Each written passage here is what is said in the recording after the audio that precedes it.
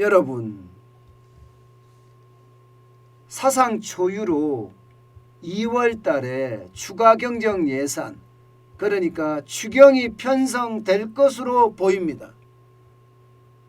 지금 여당인 더불어민주당에서는요, 아예 추경을 공식화했습니다. 2월 15일 이전에 그것도 규모를 30조 규모로 처리할 수 있을 것으로 본다, 이렇게 민주당 관계자는 이야기할 정도입니다. 그렇다고 야당이 반대하느냐? 야당도 반대하지 않습니다. 정부가 성이 나면 야당도 추경을 공식화하겠다, 이렇게 이야기하고 있습니다. 이것은요, 여러분, 진짜 사상 초유의 일입니다. 사상 초유의 일이에요. 왜냐고요? 세상에 2월에 추경하는 게 어디 있습니까? 예산을 짠 지 얼마 되지도 않았습니다. 작년 12월 10일 날 예산이 통과됐을 거 아니에요. 그것도 규모가 적은 게 아닙니다. 2022년도 예산이 여러분 엄청납니다. 607조 7천억 원입니다. 2021년도 본 예산이 558조에 비하면 거의 50조가 늘어난 거잖아요. 50조가 늘어난 거예요. 그런데 여기에다가 30조 추경을 한다는 것은 실제로 이것은 충격적인 수준이에요. 충격적인 수준. 저는 잉크도 마르기 전에 추경을 한다. 이것은 결국 말입니다.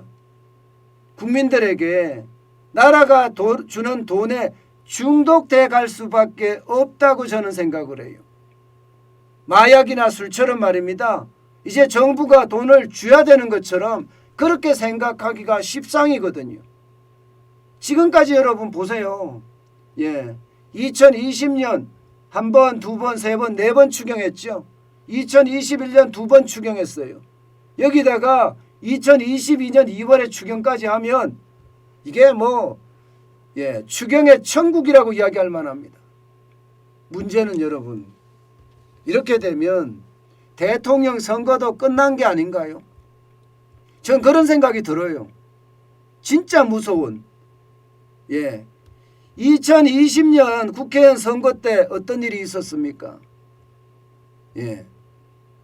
당시에 더불어민주당 대표 이인영 대표죠. 지금은 통일부 장관인데 광진을 지원 유세에서 말입니다. 우리 고민정 후보를 찍어주시면 전 국민에게 재난지원금을 드리겠습니다. 이렇게 선언을 했습니다. 그래서인지 그해 국회의원 선거에서는요, 더불어민주당이 180석이 넘는 어마어마한 공룡정당으로 재탄생했어요. 그래서 지금 무소불위잖아요. 무소불위. 180석이 넘으니까 내 마음대로 정당이 내 마음대로 법 만들고 내 마음대로 그냥 국회를 끌고 가요. 폭주라는 말이 왜 나오고 의회 독재란 말이 왜 나오겠습니까? 그렇게 나올 만큼 더불어민주당은 엄청났거든요. 그만큼 말입니다. 돈의 힘이 크다는 사실이에요. 그러면 이번에 30조 정도 추경을 한다, 이렇게 이야기를 하고 있거든요. 이재명 더불어민주당 후보는 25조라고 했지만 더불어민주당에서는 30조는 가야 되지 않겠느냐, 이렇게 이야기해요. 30조 추경이면요, 지금 현재로 보면 역대 세 번째 추경이에요. 문재인 정부 들어서서 말입니다. 2020년 7월에 3차 추경이 35조 1천억 원이었고요. 2021년 8월에 2차 추경이 34조 9천억 원이었습니다.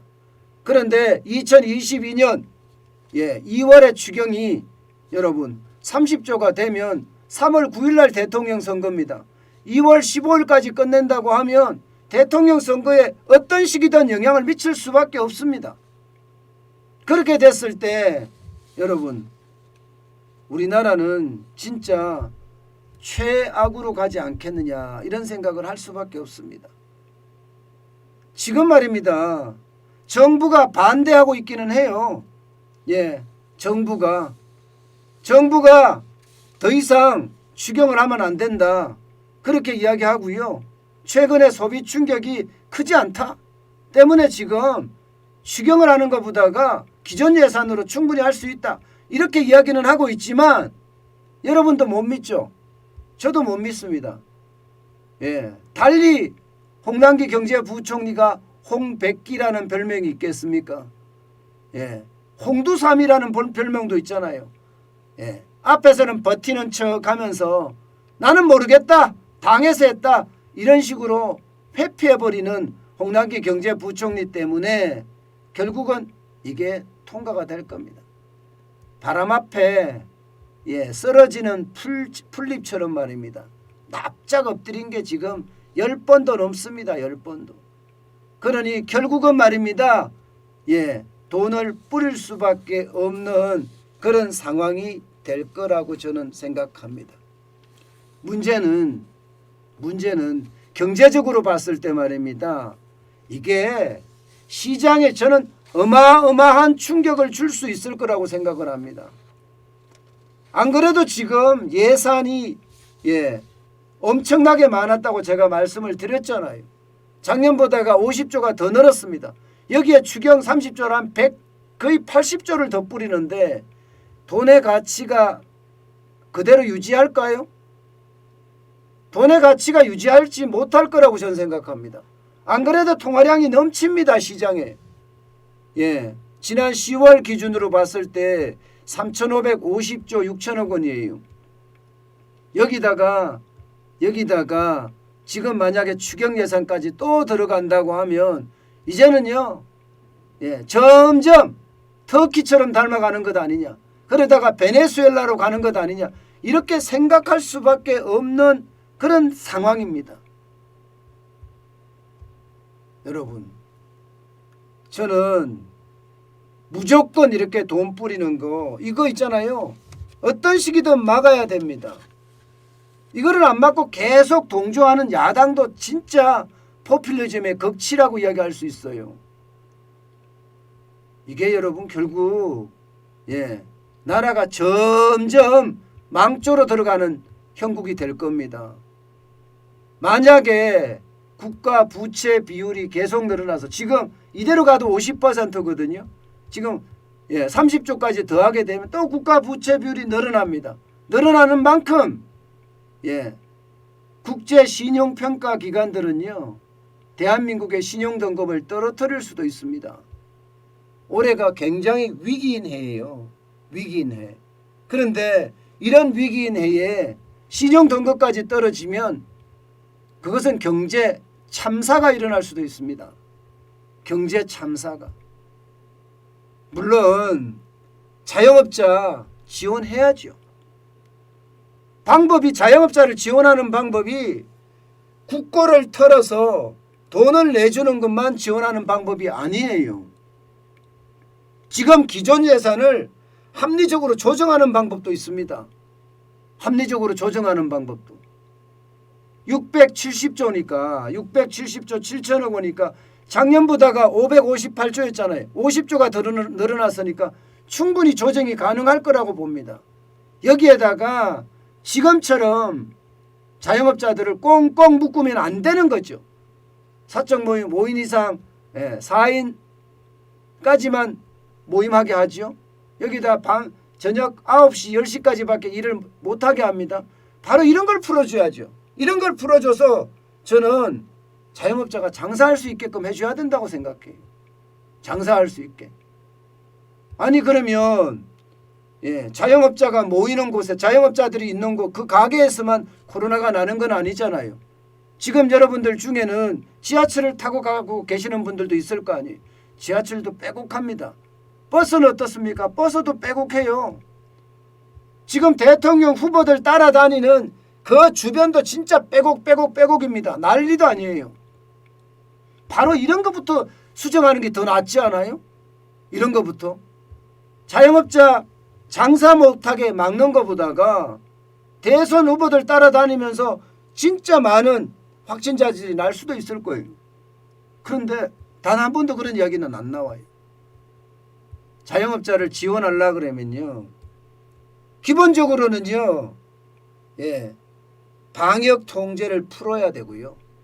저는 풀어야 된다고 생각을 해요. 이대로 가면 경제가 완전히 망가지기 때문이에요. 여기에다가 기존 예산을 조정하는 것, 그러면서 자영업자들에게 체계적이고 그들이 살 수 있게끔 생존적으로 지원을 해야 된다. 저는 이렇게 생각합니다. 그것만이 우리 경제를 살릴 수 있는 길이라 저는 이렇게 믿어요. 지금처럼 돈 풀기 계속 하게 되면 돈은 점점 휴지 조각이 되고요. 터키처럼 안 되리란 보장 없습니다. 우리 벌써 익숙해요. 굉장히 익숙합니다. 여러분, 사회주의 정책이 우리 몸속에 다 와 있어요. 다 와 있어요. 당장 하나 볼까요? 당장 사회주의 정책이 얼마나 와 있는지. 미접종자들 지금 마트나 백화점 못 가게 하죠. 아니 식당에 가서는 혼밥 혼술을 먹게 하게 하는데 혼자서 장 보는 거는 못하게 하잖아요. 이게 여러분 민주주의 자유민주주의 국가에서 이게 가능한 일입니까? 이거는 인권 침해입니다. 인권 침해. 인권을 완전히 침해하는 거예요. 이거는 자유민주주의를 선택한 대한민국에서 이런 일이 일어난다는 것은요, 충격 그 자체예요. 그런데 우리 익숙하잖아요. 어느 누가 있어 거기에 대해서 항의하고 불만하고 분노하는지. 정한진 TV에 여러분과 저만 이 미접종자에 대한 것은 인권의 문제다 이렇게 이야기하는 데는 아마 우리밖에 없을 겁니다. 그만큼 말입니다.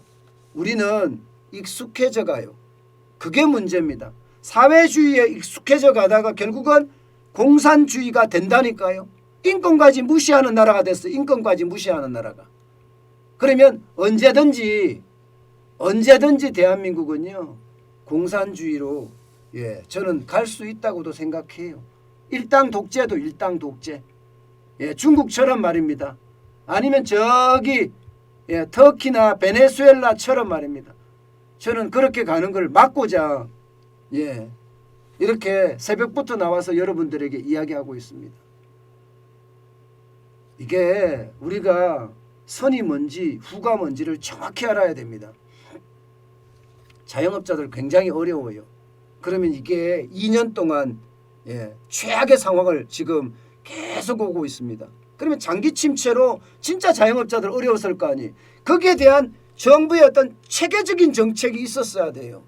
정부는 체계적인 정책은 고사하고 그때 주먹구구식으로 그냥 우는 사람 떡 하나 준다는 심정을 뿌리잖아요. 여기에 우리가 익숙해져 있다고요. 여기에. 그러니 참 답답하기 그지없지요. 자유민주주의 국가가 우리도 모르게 길들여지고 있다. 이거 말입니다. 시장경제가 우리도 모르게 붕괴되고 있다. 이건 말입니다. 결국 이게 우리에게는 앞으로 국가가 발전하는데 큰 걸림돌이 되지 않을까. 저는 그렇게 생각합니다.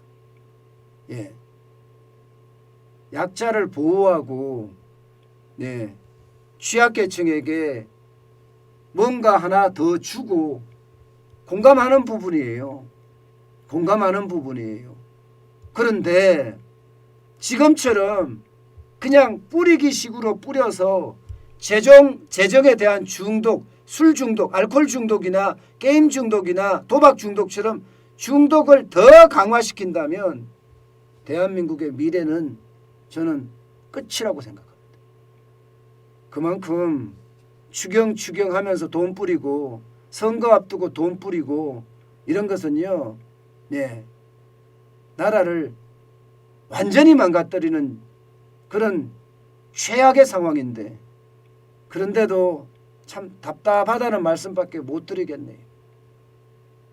그러니까 저라도 새벽부터 이렇게 목을 놓아 이야기를 할 수밖에 없을 것 같습니다.